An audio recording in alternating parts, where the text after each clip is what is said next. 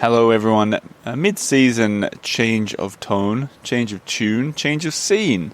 You probably think of a summer holiday. Why not head to Provence? Because that's exactly what we did. I'm sitting on our balcony in Ile-sur-le-Sorgue with my wife, Lena. Hello everyone. And we're gonna do is we're gonna share you sort of 5 more awesome things to find in Provence. Exactly, it's not all about this. I mean, it's a lovely town, but it's not all about this town. There's a lot to see. Also, this list is I've seen on the internet, there's a lot of these lists that are like 11 charming towns in Provence, and then they write a little paragraph about each of them, and they all sound magical, and then you don't really know They sound magical, but also they sound the same, and like there's nothing really Then everyone copies tangible. each other's lists. Give I me know. some tangible. Tell me where to get a crepe. Yeah, exactly. Where should I have my little Ricard, like an old French man? Exactly. Tell me which stone to jump off at that bridge for the best photo. Exactly. That's what we're going to do. So we spent the past week down here, and we figured we'd share some of the things, as we promised to do when we come exploring in Provence. So let's get into it with some music from Pres Maxson.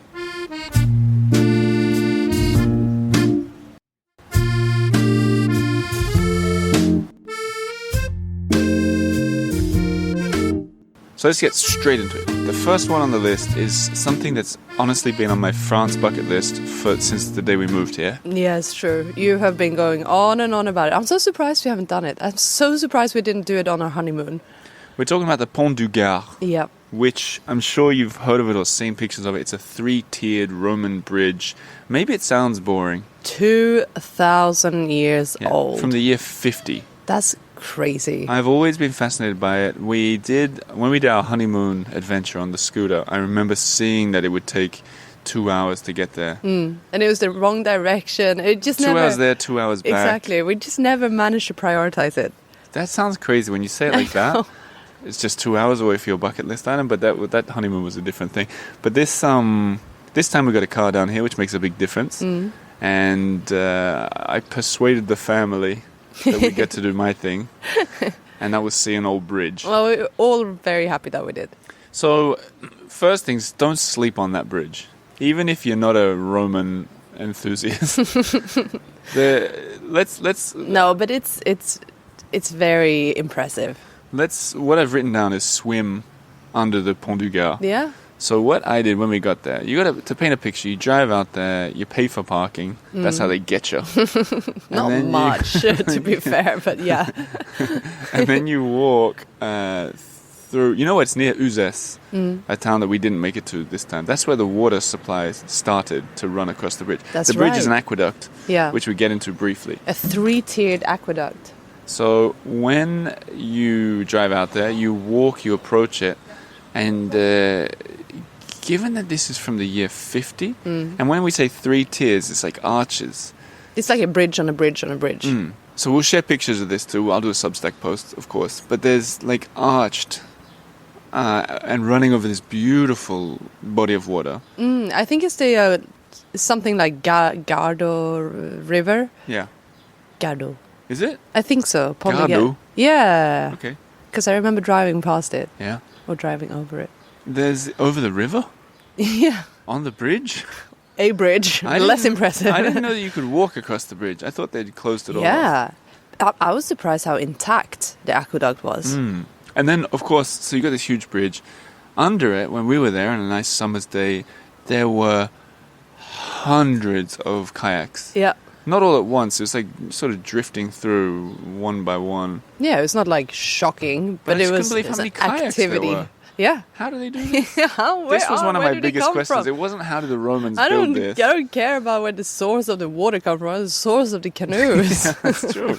And it seems people were kayaking and swimming along, and then I assume someone in a truck brings them all back. No, I guess so. But that looked like a really fun activity. Yeah. I saw people jumping off the rocks underneath and took off my shirt, climbed up the rock, and jumped straight in. I later saw a sign saying you're not meant to do it. Yeah. But Within 200 meters of the aqueduct. So don't take my advice on that one. yeah, don't do it. But you survived, thank God. I thought it was excellent. And then you go a little bit further downstream and everyone's bathing and there's lots of children playing. It's a stony beach, but like smooth stones.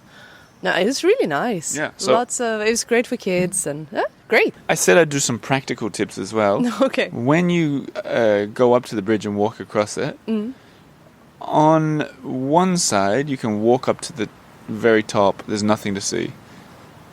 Like it's just locked off. The very top tier. Yeah, like the opposite bank of where all the restaurants are and everything. If I were to give advice, don't climb those steps. Nothing to see up there. Climb the steps on the restaurant side. And then if I were to give... Because there you can see along the very top tier. Yeah, you of the found a little aqueduct. grotto as well. That's didn't what I you? was going to say. And then if you're a little bit daring, I went up there with our 5-year-old and Lady with our 2-year-old. We didn't come back down the stairs. We just pushed through this long, tunnely cave thing. And it's beautiful forest all around. Yeah.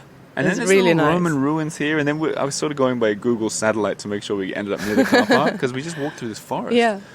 Totally worth it. I would go back there in a heartbeat. Highly recommended. So swim at Pont du Gard. Yeah. Number 2, Ricard at Robion. Yeah. So this Plot is twist, we didn't do it. We didn't. We had something to drink, but but I felt afterwards the correct choice would have been a Ricard. So Ricard is like a very French drink that you mix with a bit of ice, a bit of water, and it feels like you've gone French when you can get one of them in. Yes. I mean, it feels a little bit like an old man drink, to be fair. But I know a lot of young people love it. It's very French. I drink it with the basketball guys sometimes. I know, but does that make us know. old men? Oh my You god! know. You ordered a latte mocha frappuccino in this old. Yeah. No, okay. No. But let's start with Robion before we get to having a drink, because really that's what you should do. This town is a sleepy little place. But it's beautiful. This isn't for shopping or. No. To be fair, there's not a lot to do. It's just more like you get a glimpse of a real Provençal town. And what made it especially good, because there are a dime a dozen these beautiful little towns, but it backs up onto the cliffs of whatever That's right. the hills or the mountains are. Yeah. Directly. Yeah. So you've got this really great. Backdrop. Yeah, we bumped into some people from Utah here. Or I say they bumped into us. They pulled over their car and went, Oliver! And they said the big mountains and things were nothing on Utah, which is fair enough. I can imagine that. Yeah, of course. I mean, that's very like everyday kind of view for them. But you know what? In Utah, they don't have a little Provençal town wedged up against it. That's right. So when we were walking, we went, we parked the car. You know, it's really beautiful. Sometimes life in France feels like a page from your own memoir or something, right? I agree. We hear music coming from this old church in the town square. Walk into the old church and there's a young couple there playing music off their phone. And I said, are you guys getting married soon? And they're like, yeah, in 2 days. We're just trying out the venue. Doing a rehearsal. Yeah, they're doing a little sort of... testing the music and where everyone's going to sit and everything. And I was like, oh, what's the music? And then they told me the name of the guy, which I forgot. But just just a little moment, just an instant of life. They were starting their whole life. And it was everything was quite empty. You couldn't see many people. There was like a man and a dog sitting at that cafe that we described, and it's nothing special. It's plastic chairs, and they have like an old billiard pool table in the middle of it, and people buying like these old Gauloise cigarettes over the counter. Yeah. But it's very real. It's got this amazing backdrop. It's and we went exploring. We walked through all the sort of residential streets. Yeah. Up to at the very edge of the mountain, they have an old sort of amphitheater where this summer they're doing a festival with theatre and all it's this. Local theatre. I say amphitheater. There's probably 100 people could sit there. Maybe 200. And it's not an old one. It's kind of a modern, but it's very with the mountain as a backdrop. Yeah. Modern, but in the old style. Exactly. And we were there, and the cicadas Vintage. were just going ballistic. And we were there with our children who were dancing on the scene. It just seemed like such a perfect moment, and really wild and beautiful. And I think you go there with low expectations, as in you go there for a Ricard. You don't go there for. You can't really do shopping. When I asked a couple of local ladies, I was like, are there any like where's the best place to go for a coffee? And they looked at each other. They're like, best place? Well, we have like. Do you mean where's the place? Yeah, exactly. And we have Café de la Poste, which is the one that we described. Yeah. And then they were like, oh, then there's 2 others, but I'm not even really sure they can count as cafes. So that's the vibe. She's like. Where Marie lives, yeah. She sells cafes. Yeah, she's like, she makes a good coffee, but I'm not sure if she takes in strangers. But there's a bigger sort of road that runs through it, which we'd driven on before, and so we glanced in and thought, there's not much here. People say this is nice, but really, I mean, we're not comparing this to Gard, which is Emily in Paris, apart. picture perfect. Yeah. Everybody knows about it. A million things to do and a million sleepy, people. real, but Fairy lovely tale. in its own way. Robion, Robion. It will all be written in the show notes and on Substack. The next thing we've written is stay in Île-sur-le-Sorgue, aka l'Île-sur-le-Sorgue. Where else? Base yourself here, I think. Definitely. I did a Substack post yesterday about how I stumbled upon a fishing festival. So almost like a ritual. Yeah, really tradition. So the town is 2,000 years old. The river runs around it. So it splits, runs around, meets itself again on the other side of the old town. That's why it's called an île. Yes. An island. Yes, of the Sorgue, which is the river. And the fishing is now it's antiques. Everyone knows it for antiques, but for the past 500 years it was known for its fishing. Yeah, fishing and textiles. Fishing and textiles. Yeah. And paper. They made paper here. There's paper mills. The water wheels spun things to make paper, apparently. And it's a medieval town, but it goes back to the Romans 2,000 years. So there's lots of history to unpack. And I was standing here, and with the market bustling on both sides, I looked in the river because people were gathered, and there were maybe 30 or 40 people in these old wooden boats, punting them down the river. Yeah. And then they played this Provence anthem. They all took their hats off, and they all sort of stared at the crowd in silence. Like chin deep in the water? Shin deep? Imagine, that's a different sight. There's the local church bells ringing as well. Oh yeah, it's Monday, isn't it? Why do they ring on a Monday, you think? Anyhow, so this is where we bought our place. There's right in the city I say. It's centre-ville, right in the there is a center lot of Old things Town. to do. It is more like a city than Robion. Lots of small boutiques, lots of cafes, good restaurants. You know what I like about it? Is that there's an energy here. Not like a big city energy, but there's a momentum. Yeah, definitely. And I like this. I mean, if we compare to Gard again, like there you have the big brands. They have a ladder there. There's nothing like that here, I feel. It's all like independent shops to a whole different scale. You know what I don't like about Gard? The Gard is like the hilltop village. We like Gard. I love it. But what I don't like is because you can't really drive in there. You have to park on the edge of the mountain, and then you have to walk down the hills to get to it. And it feels like it doesn't feel real, sort of. It feels like when you go to a concert and everybody starts crowding through a bottleneck to get in. Yeah. It doesn't, like Robion, for example, totally different world, but you park wherever you want. Yeah. And you just stroll around and talk to the locals. And this place we are now is somewhere in between the two. But it's kind of like, I don't know, we walk around and feel like, how is this even real? Because this is a little bit the best of both worlds. It's still got that small-time, old-time, tiny village vibe, but also it's got a lot of the comfort of a bigger place. It feels like we were working for the tourism board of Île-sur-le-Sorgue here, but we really love it. Every time we go down here, we're just like charmed again. You know how you can say how this differs from the smaller villages? Is they've got a Michelin restaurant here. Yeah. Or just out of town. Yeah. Which we went to for Lena's birthday. Yes, we did. To taste what's going on. It's a little restaurant down by the... And it's so funny. Like it's just off a little country road. Yeah. It doesn't look exciting at all. Yeah. But then you step in and it's really lovely. So we'll put some pictures and share more about that. But Vivier, it's called. It's really lovely. Now, also should say, when I say stay here, we've put the finishing touches on the sort of, I don't know if renovations is the word for this house. What would you say? Oh, the preparations. The preparations. We sort of made this house our own, filled it with things from local markets. Yeah. We're planning to spend a lot of time here, but when we're not here, you're welcome to come and spend some time here. So I was going to say, I put the word out to the members on Patreon and Substack and invited them if they want to come and rent it out for a little bit.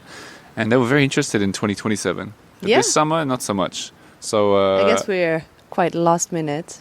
That's the story of our lives, which doesn't necessarily gel with everybody else. But if anyone listening is interested, especially for a week or something, in August or early September, get in touch. Get in touch and we can talk about it. But as always, the members, Earful Tower members, get the first invite and the best access to all the Paris and Provence-based stuff. Next, I've written Fellowship the Fontaine. You're not going to find this on a New York Times list. What do I mean by that? Yeah, what do you mean by that? Wouldn't it be fun if they did that also, a bit more in New York nothing wrong Times? with New York Times list. No, I was on one once. Yeah, exactly. No, I just mean how they like soak up the charm of. Sure. No, this is Fellowship this is the Fontaine. A little bit more gritty. The Fellowship is obviously Lord of the Rings because when we walked up to the source of the Sorgue River, it's a bit of a hike. And it just felt like we were in the first Lord of the Rings movie. Yeah, it's like a little bit Rivendell. It is a bit Rivendell. Yeah. And so what happens is you park your car in a town called the Fontaine de Vaucluse. It is, yeah. Right, and it's talk about picturesque. Oh, yeah. So we're fortunate enough to have been there. I think we were there on Christmas Day. Yep. And mid-July. So we've seen it in depths of winter. High and low. And the height of summer. And actually, high and low, speaking of high and low, the water levels change so much. When we were there at Christmas, it was steaming because it was so crazy. And it was one of the most dramatic and beautiful outdoor things I've ever seen in the winter. I didn't think the same. No, it was beautiful. In the winter, the water was so blue. Yeah, it's like aggressive almost. Eyes of a Finnish newborn child. Yes. That's what I thought. And do Finnish people have blue eyes? Sure, why Swedes? not? Yeah. So in the winter, you park your car in a beautiful little town and you walk up a track. I read the reviews online. People said some people referred to it as a hike, not a hike. I wouldn't really say it's a hike. It's like a paved street, sort of, running along the river, and that goes upwards, and then the pavement sort of stops. Yeah. And it's a bit more wild, but it's not exactly a hike. I would say if you're 10 out of 10 out of shape, you might struggle, but otherwise, not a hike. Yeah. And when we went there in the winter, you could see all the ice cream shops and everything that were closed. It was dead. We were the only people up there. But when we went there on a summer evening, everything was open, and it was quite lovely. It was quite lovely too. I would guess that going there in the middle of a summer's day is a bit of a. It might be too busy. Yeah. But we went sort of after dinner with the kids. And we walked all the way to the top, and then sort of we climbed down the rocks. That's where it really felt Lord of the Ringsy. Yeah. Through the tree. I felt a bit like Gollum. I was in flip-flops. I was like stumbling, crouching around. Your ring fell off and bounced down to the water. Yes. My precious. But when we climbed through all those sort of tree roots and got down to touch the water with the kids, it was really kind of magical, wasn't it? And the water's just so it's 13 degrees Celsius, whatever that might be in Fahrenheit, freezing, too cold really for swimming, and it's that temperature all year for some round. reason. Yeah. I think it might be 14, my dear. Really? I think it might be. You might be right. Steamy. So when we walked back, there was a host of sort of rip-off looking restaurants all the way along. Yeah. And we stopped at one. Yeah. Because, well, for you, dear listener, to tell you what is good and what's not. Also, the location is just it's perfect. It was situated just outside of the town, like sort of between the town and the top of the hike, I suppose. And they had a restaurant tables right overlooking it all. Yeah. And they gave us the menu, and at the bottom of the menu, printed on the menu. So I don't mean that they'd written it in pen just for today, but it says we don't take card. Yeah. We essentially we only take cash. How can you print that on the menu? Like, I'm sure that's illegal. And I was like, oh man, we only have 18 euros in cash. Well, luckily, everything was weirdly cheap Yeah. for being what seems like a tourist attraction. Yeah. So we got like crepes and ice cream, and I had a glass of wine, and it came to 18 euros. And it was absolutely perfect. Yeah. If you're seeking out the restaurant, I'll find out what it was called and put it in the show notes, but I would never seek it out. I said to you when we were there, it's about making your own fun in these places. It's not... And we were sitting there as the sun was setting and everything sort of turned golden, and it was really quite magical. And the crepes and the ice cream and the wine were all like not just fine, it was better than fine. It was great. It was really good. It was great. Yeah. And then in the actual town itself, which is as picturesque as can be, you there's many more restaurants and so on down there. Bunch of water wheels again. Yeah. You know, So it just lovely. looks. Do you know what I was just reminded of? When we met the Lisa from Utah, who came and said hello. We ended up... Hi, Lisa. We ended up having... we invited her up on the balcony for a drink. Yeah. But she said that she planned her whole itinerary for Provence and put it into an AI program and said, what would Oliver G of the Earful Tower say about this? She said she does the same thing. I didn't hear that. She said she does the same thing for Paris. No and way. Apparently it goes, well, Oliver would probably say, not that. Are not you that. serious? And when she put it in for Provence, it said, oh, Oliver G doesn't talk very much about Provence. Can't help you Yet. there. Yeah, so, take Really? this. Take this, Claude. Oh, wow. How funny. I never heard of that before. Wow. We should do it, but for ourselves. What would we say? What would I say about this? That's funny. So yeah, go. The moral is go to any of those places for a crepe or an ice cream. You're not gonna get Michelin ice cream up there, and that's not the point. That's not the point. You make your own fun up there, or bring a packed lunch. But it really is summer or winter. It was an exceptional thing to see. Yeah. To see the Fontaine de Vaucluse. Do the fellowship while you're there. Throw a ring down and go looking for it, or destroy a ring maybe. Yeah, exactly. Lastly, So after, this has all been different days, but the last thing that we have on our list is right by Gard, there is a very, very old, ancient, is it monastery? yeah, Yeah. 1148. It's from 1148. Abbey. 1148. 1148. How can you get excited about 1148 when you got a 2,000-year-old aqueduct? Who knows? But the Sénanque Abbey is what it's called. A refuge for generations of monks. Cistercian is what it's called. And they got lavender all over. The lavender field. So this abbey is sort of at the bottom of, what do you call it? Like a valley. Valley. Yeah. Valley, that's right. And it just sits there surrounded by lavender fields. Which means lots of bees, which means they make honey, which means, when I say it's an active monastery, if you don't plan it, like we didn't plan it, you can't get in because they were at mass or something.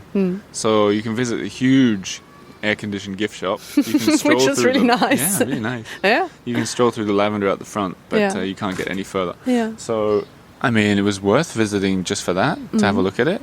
And I think hundreds of people were doing the same thing on the day. Yeah.